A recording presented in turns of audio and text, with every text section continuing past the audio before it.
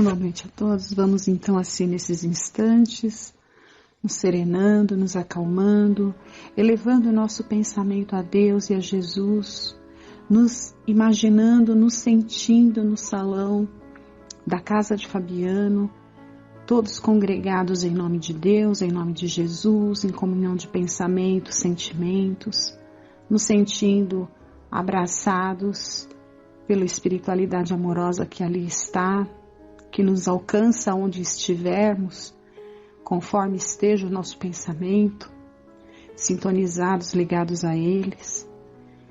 Muita gratidão a Frei Fabiano de Cristo que nos acolhe.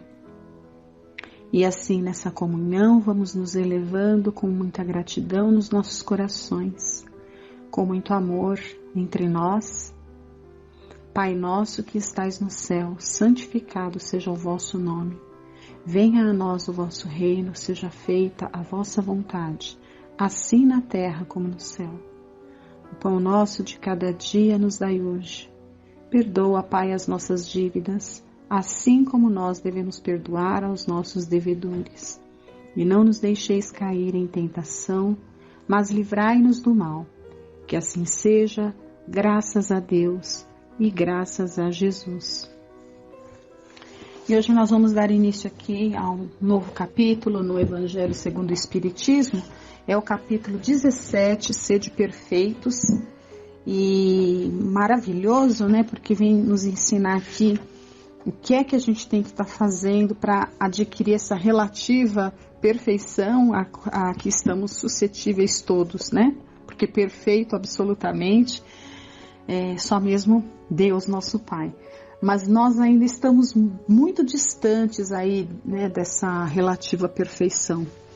Só que Jesus, o nosso modelo, veio aqui para nos ensinar que depende de nós, do nosso trabalho, da nossa boa vontade.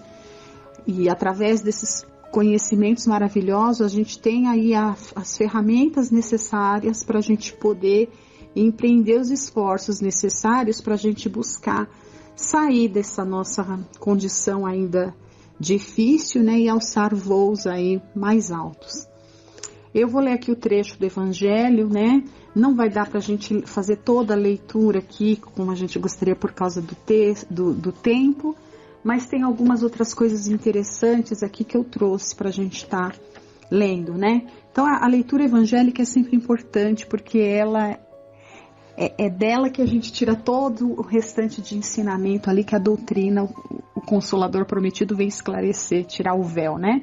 Mas é importante a gente ler aqui a forma como está registrada no Evangelho.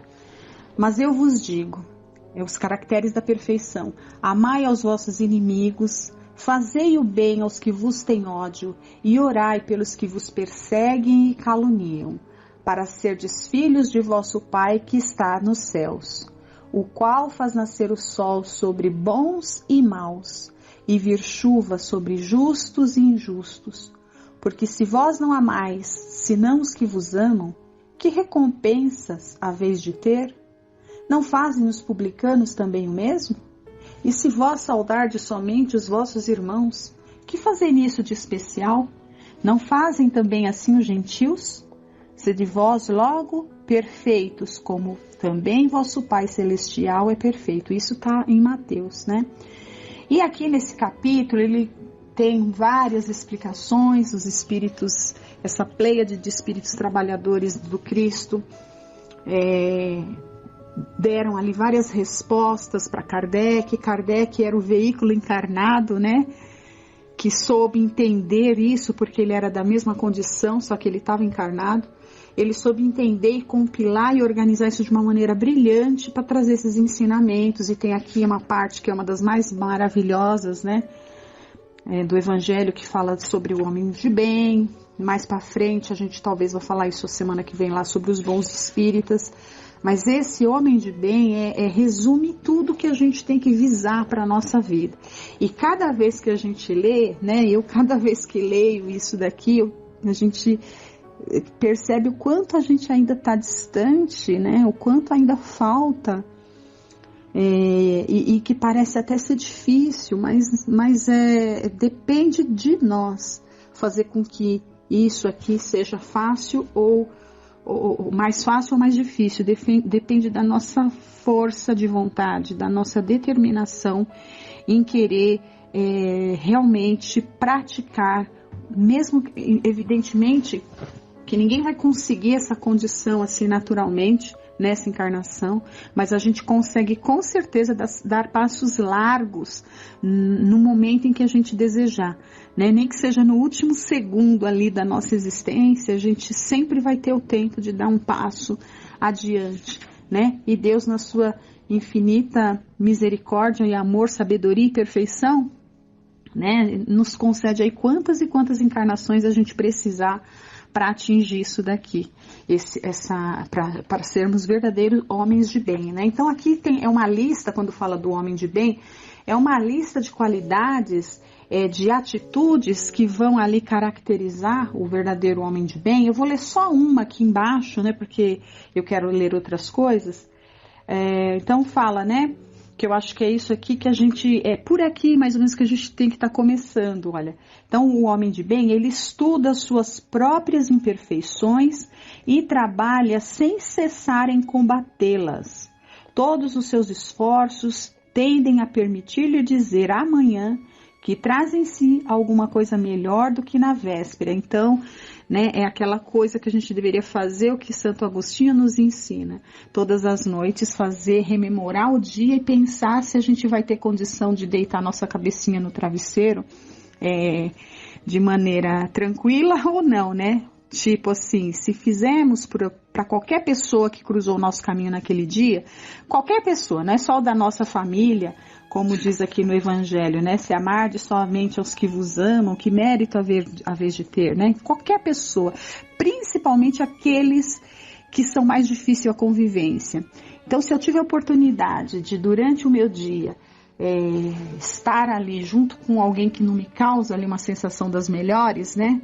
Um inimigo, uma pessoa, né, mais difícil ao nosso convívio, como foi a minha condição, a minha postura diante daquele momento? O que foi que eu fiz? Então que eu consiga deitar à noite e pensar, estou com a minha consciência tranquila porque eu não revidei, estou com a minha consciência tranquila porque eu não tomei nenhuma atitude que contraria aquilo que eu tenho aprendido, né? Então se a gente faz esse exercício, ou seja, no outro dia quando a gente acordar, a gente vai perceber que estaremos melhor do que fomos na véspera, né?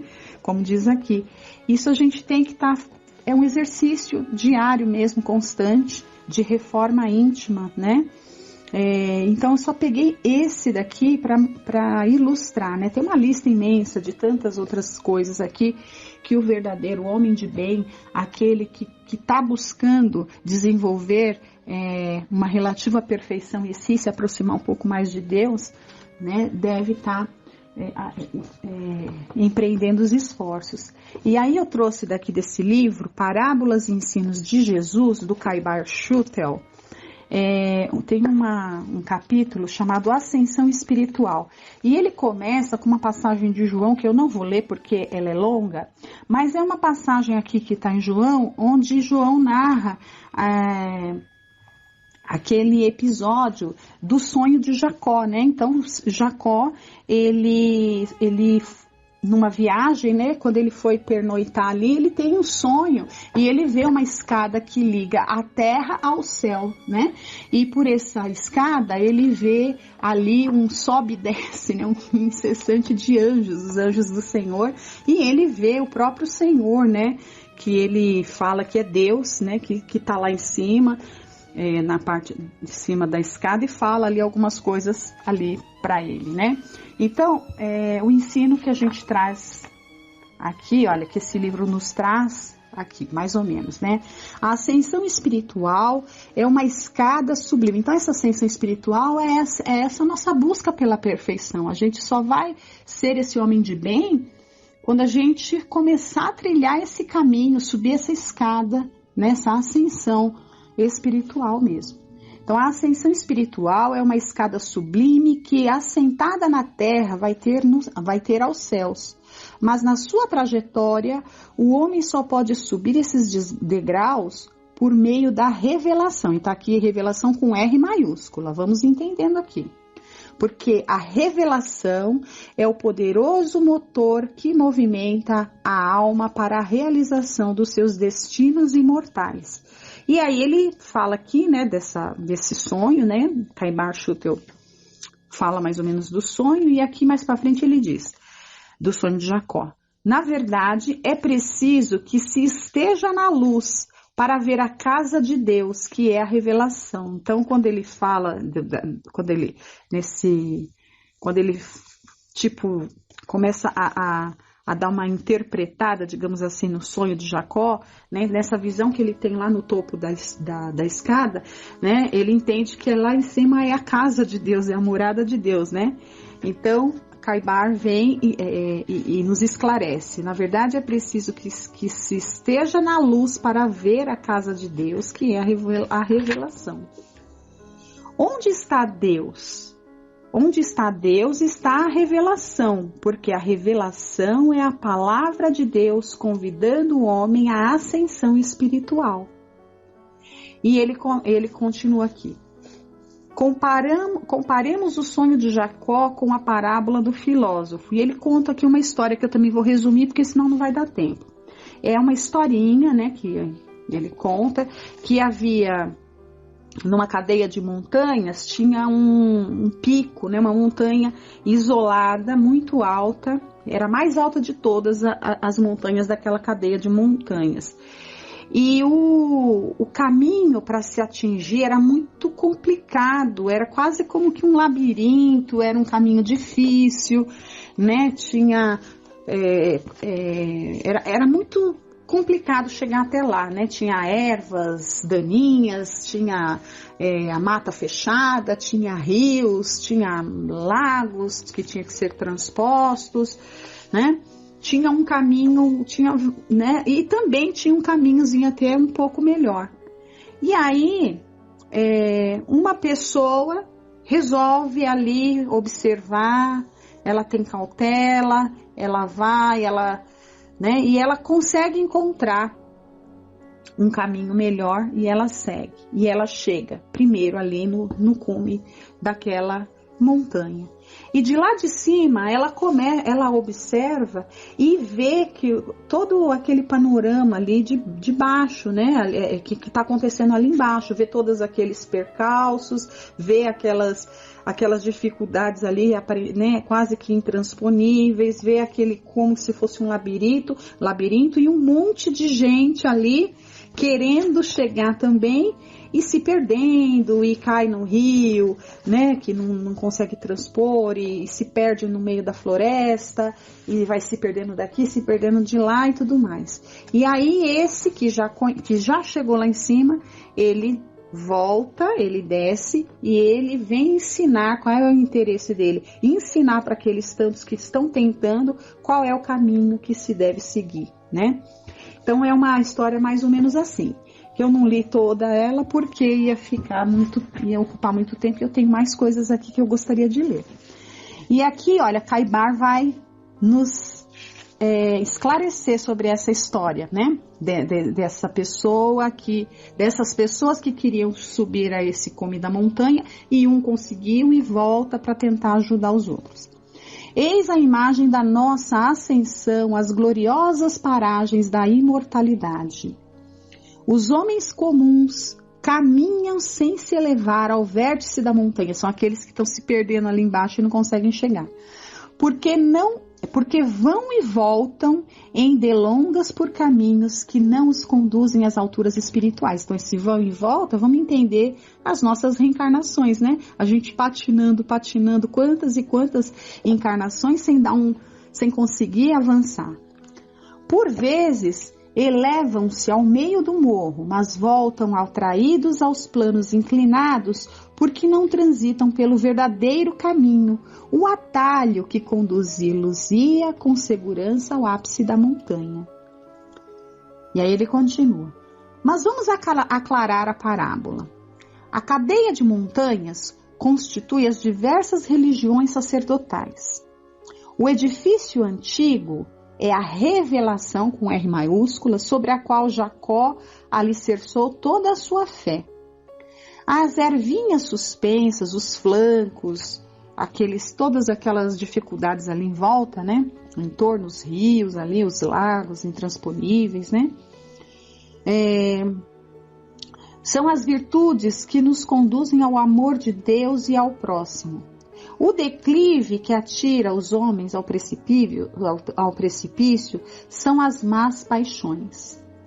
O viajante que subiu ao cume é Jesus, seguido de seus mensageiros, onde se destaca Allan Kardec, terceira revelação, né? Que nos ensinou o caminho para também galgarmos o ápice. Os companheiros que tentaram a ascensão são todos os que atualmente se esforçam por chegar a esse lugar, mas que outrora, presos à atração da terra e vencidos pelas dificuldades, pararam na estrada. Todos os que estudam, pesquisam, analisam, estão caminhando. Os evangelhos nos aparecem iluminados pelos seus fulgores do espírito. A morte perde o seu caráter fúnebre e a espiritualidade da vida reflete-se em nossas almas como as estrelas no espelho das águas. São dois mundos que se entrelaçam, são dois planos de vida que se mostram solidários, como um complemento do outro. São duas humanidades que, numa permuta de provas e de afetos, se declaram solidárias. São, finalmente, anjos que descem a auxiliar os outros, que pelo esforço também se tornarão anjos, porque trabalharão para subir, né? A ascensão espiritual é o resultado da mesma lei do progresso material e da evolução intelectual. Tudo vibra, tudo se harmoniza no amor e na solicitude de Deus para com todos os seus filhos. E para a gente encerrar aqui, já dando tempo, né? Aqui a lição, uma leitura também do livro Pão Nosso, que é uma lição de Emmanuel para nós. Até o fim. Mas aquele que perseverar até o fim será salvo. Isso está em Mateus também. Aqui não vemos Jesus referir-se a um fim que simbolize término, e sim a finalidade, ao alvo, ao objetivo, ao cume da escada, né? O Evangelho está pregado aos povos para que as criaturas compreendam e alcancem os fins superiores da vida.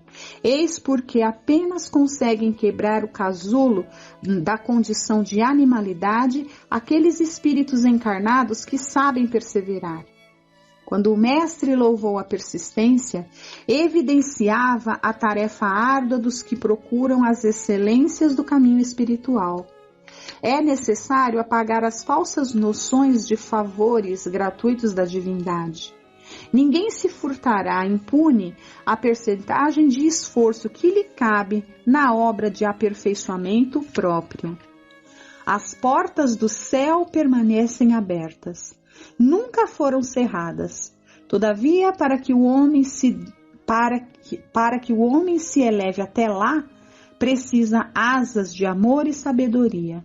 Para isso, concede o Supremo Senhor extensa cópia do material de misericórdia a todas as criaturas, conferindo, entretanto, a cada um o dever de talhá-las. Semelhante tarefa, porém, demanda enorme esforço. A fim de concluí-la, recruta-se a contribuição dos dias e das existências. Muita gente se desanima e prefere estacionar. Séculos afiam nos labirintos da inferioridade, tal qual ali, né, na montanha. Todavia, os bons trabalhadores sabem perseverar até atingirem as finalidades divinas do caminho terrestre, continuando em trajetória sublime para a perfeição. E é assim que a gente tem que se colocar, acordar todos os dias, renovar através da nossa prece, né, o nosso desejo sincero de que naquele dia a gente consiga dar alguns passos através das nossas atitudes, através do nosso estudo, do nosso esforço, como colocou aqui, né, para que a gente realmente dê passos mais largos, né, que a gente consiga subir aí esse degrau em rumo a essa perfeição, que a gente realmente vá construindo esse homem de bem dentro de nós. Muito obrigada a todos, tenham uma boa semana. Vamos ficar agora com a segunda parte, Livro dos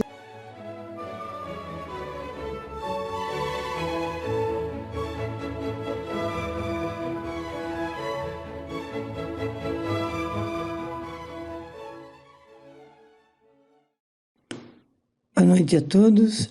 É muito bom estar aqui novamente reunidos em nome de Deus, de Jesus, para que possamos alcançar o nosso aperfeiçoamento dentro da lei do amor, da caridade e da fraternidade.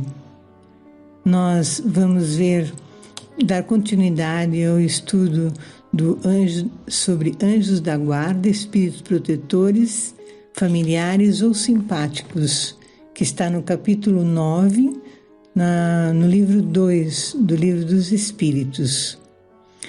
Começando pela questão 496. O espírito que abandona o seu protegido, não mais lhe fazendo bem, pode fazer-lhe mal? Resposta: os bons espíritos jamais praticam o mal. Permite que o façam aqueles que lhe tomaram o lugar, e então o homem acusa o destino dos males que o oprimem. No entanto, a falta é de si mesmo. Já vimos no outro dia, na questão 495, que o espírito protetor se afasta quando o protegido não o ouve, não dá importância aos seus conselhos. Se o protegido está sempre escolhendo seguir os espíritos inferiores, o espírito protetor o respeita nas suas escolhas e então se afasta. Em certo trecho da resposta, São Luís e Santo Agostinho escrevem: cada anjo da guarda tem o seu protegido e vela por ele como um pai vela pelo filho. Sente-se feliz quando o vê no bom caminho, chora quando seus conselhos são desprezados. Vemos por esta frase que os espíritos protetores são espíritos já bastante evoluídos e, portanto, vivem pelo bem, sofrem com as nossas más escolhas. Portanto, um espírito protetor afasta-se do protegido quando ele não quer o auxílio do anjo da guarda, mas ele nunca irá praticar o mal, porque ele já tem o bem totalmente no seu coração. Questão 497. O espírito protetor pode deixar o seu protegido à mercê de um espírito que poderia lhe querer o mal? Resposta: há a união dos maus espíritos para neutralizar a ação dos bons, mas, se o protegido quiser, dará toda a força ao seu bom espírito. O bom espírito encontrará talvez em outro local uma boa vontade a ser ajudada e que a aproveita, aguardando o momento de retornar junto ao seu protegido. Então, já vimos na questão anterior que é o encarnado que abandona o espírito protetor e dá espaço aos maus espíritos. E nesse caso, o espírito protetor tem que esperar o protegido querer a sua ajuda. Enquanto isso, ele pode estar auxiliando outros que estejam precisando e desejando o auxílio divino.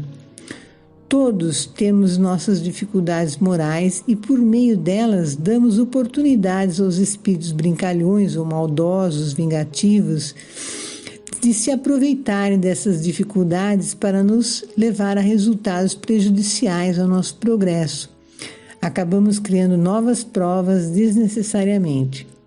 E o espírito protetor não fica feliz com isso, mas não impede, pois o livre-arbítrio é respeitado sempre. Questão 498. Quando o espírito protetor deixa o seu protegido extraviar-se na vida, é por incapacidade para enfrentar os espíritos malévolos? Resposta: não é por incapacidade, mas porque ele não o quer. Seu protegido sai das provas mais experiente e habilitado, e ele o assiste com seus conselhos, por meio dos bons pensamentos que lhe sugere, mas que, infelizmente, não são sempre ouvidos. Não é senão a falibilidade, o desleixo ou o orgulho do homem que dá força aos maus espíritos.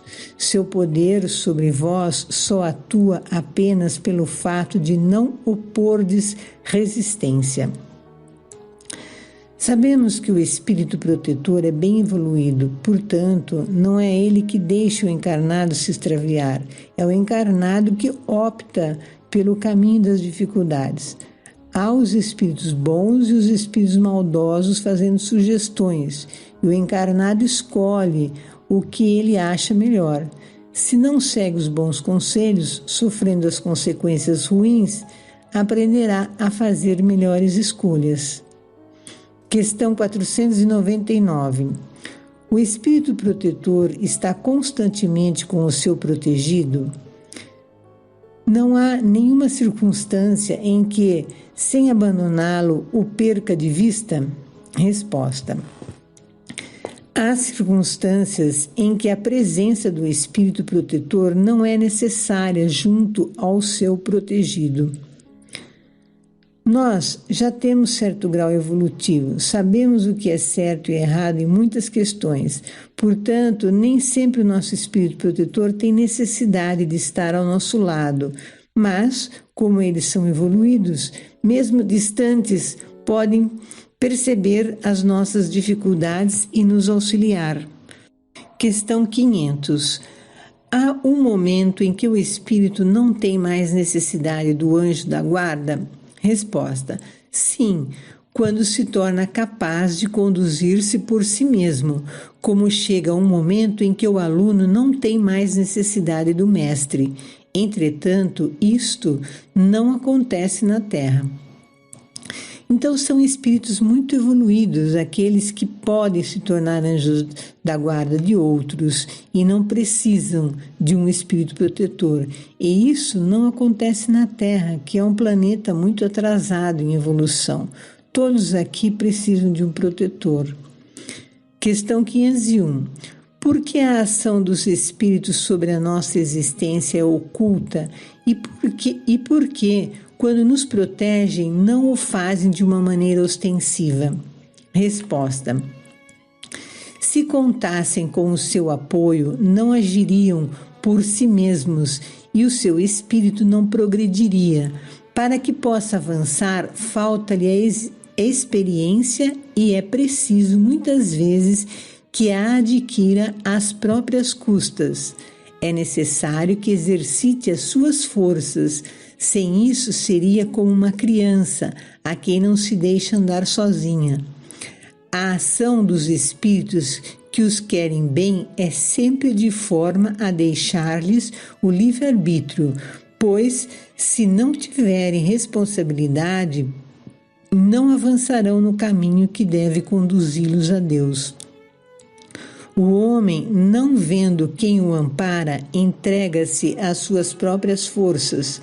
Seu guia, no entanto, vela por ele e o adverte do perigo, sempre que necessário. Nós vivemos num mundo de provas e expiações. Pululam no plano espiritual espíritos voltados para o mal ou mesmo ignorantes, que não progridem e procuram influenciar outros a não progredirem também. Se nós não estivermos atentos aos ensinos do Cristo, podemos falhar muitas vezes. O Espírito Protetor não direciona as nossas escolhas para assegurar o livre-arbítrio. Se o Espírito Protetor escolhe para o seu tutelado o que deve fazer, ele não aprenderá a discernir o bem do mal. O Espírito Protetor sugere, não obriga. Questão 502. O Espírito Protetor, que consegue conduzir o seu protegido pelo bom caminho, conquista um bem para si mesmo? Resposta: é um mérito que lhe será levado em conta, seja para o seu próprio progresso, seja para a sua felicidade. É feliz quando vê seus cuidados coroados de sucesso. É para ele uma vitória, a exemplo do preceptor que triunfa com os sucessos de seu discípulo. Questão 502A. É responsável quando não consegue? Resposta: não, visto que fez o que dele dependia. Então, o espírito protetor fica feliz com o progresso do seu tutelado, mas se o seu protegido não o ouve, não é responsabilidade dele, pois há sempre o livre-arbítrio. O espírito protetor pode ficar triste quando seu protegido não o ouve, mas não tem responsabilidade nenhuma pelas suas escolhas. Questão 503. O espírito protetor que vê o seu protegido seguir um mau caminho, malgrado os seus avisos, sofre com isso, ele é uma causa de transtorno à própria felicidade? Sofre com seus erros e os lamenta, mas essa aflição não tem as angústias da paternidade terrena, porque sabe que há remédio para o mal e o que hoje não se fez, amanhã se fará. O espírito protetor tem uma visão mais ampla sobre o progresso espiritual. Ele fica triste, mas sabe que haverá outras oportunidades de progresso. Questão 504. Podemos sempre saber o nome do nosso espírito protetor ou anjo da guarda? Resposta. Como quereis saber nomes que nada vos significam? Acreditai que não há entre os espíritos senão aqueles que conheceis? 504A. Como então invocá-lo se não o conhecemos? Deem-lhe o nome que quiserem ou o de um espírito superior por quem tenham simpatia ou veneração. O espírito protetor atenderá a esse chamado, porque todos os bons espíritos são irmãos e assistem-se mutuamente. Aqui conhecemos nomes como São Pedro, São Paulo, Maria, etc. Mas existem espíritos evoluídos que são espíritos protetores, mas têm nomes bem estranhos aos que conhecemos na Terra. São espíritos que evoluíram em outros planos, planetas, mas eles não se importam se dermos nomes de anjos que conhecemos aqui na Terra. Questão 505. Os espíritos protetores que tomam nomes conhecidos são sempre os de pessoas que tiveram tais nomes? Resposta: não, mas espíritos que lhes são simpáticos e que muitas vezes vêm por sua ordem. É-lhes importante um nome, então tomam um que lhes inspire confiança. Quando alguém não pode cumprir uma missão pessoalmente, envia outra pessoa de sua confiança que age em seu nome. Os espíritos mais evoluídos respondem uns pelos outros. Eles trabalham em equipe e um pode ser representado pelo outro. Por exemplo, a equipe de espíritos de São Pedro. Outros podem falar em nome dele. Também um espírito protetor pode ter um nome bem estranho para nós no planeta Terra. Ele prefere dar um nome que já seja conhecido. Também eles não se importam de darmos um nome a ele. Questão 506. Quando estivermos na vida espírita, reconheceremos o nosso espírito protetor? Resposta: sim, pois frequentemente o conhecem antes de reencarnarem. Antes da prece final, vou ler uma poesia que está na Revista Espírita de setembro de 1862. O título da poesia é O Anjo Guardião. Foi recebido na Sociedade Espírita Africana e assinada pelo Espírito Dulcis. O Anjo Guardião. Pobres humanos que sofrem neste mundo, consolai-vos, secai os vossos prantos, em vão sobre vós o raio estoura. Junto a vós estão os vossos defensores. Deus, tão bom, este Deus vosso Pai, a todos quis vos dar um pequeno anjo, um pequeno irmão, que sempre deve vos proteger. Escutai nossa voz amiga, ó, queremos vos ver felizes, depois das penas da vida, possais vos conduzir aos céus. Se pudesses nos ver sorrir aos primeiros passos que faziam crianças, se vossos olhares mortais em nossos olhos pudessem ler, nossa dor quando sois maus? Mas escutai, queremos vos instruir de um doce segredo que vos convida ao bem. Para vós também o dia deve luzir, quando sereis anjo guardião. Sim, quando depois de vossa prova última, o Senhor receberá vosso espírito depurado e vos dirá para ir proteger sobre a terra uma bela criancinha que para vós terá nascido. Amai-a bem, e que a vossa assistência, pobre pequeno, lhe prove cada dia de seu anjo guardião o maternal amor. A vosso turno, guiai com constância o espírito de vosso irmão à celeste morada. Agradeçamos a Deus a oportunidade de estarmos tendo esse aprendizado, que vibremos amorosamente pedindo por todos aqueles que estão doentes nas ruas, em seus lares, em todas as regiões da terra, que recebam o auxílio necessário e as nossas vibrações amorosas, pedindo a Deus por todos. Pai nosso que estais nos céus, santificado seja o vosso nome, venha a nós o vosso reino, seja feita a vossa vontade, assim na terra como no céu. O pão nosso de cada dia dai-nos hoje. Perdoai as nossas dívidas, assim como nós perdoarmos os nossos devedores. E não nos deixeis cair em tentações, mas livrai-nos, Senhor, de todo mal. Que assim seja.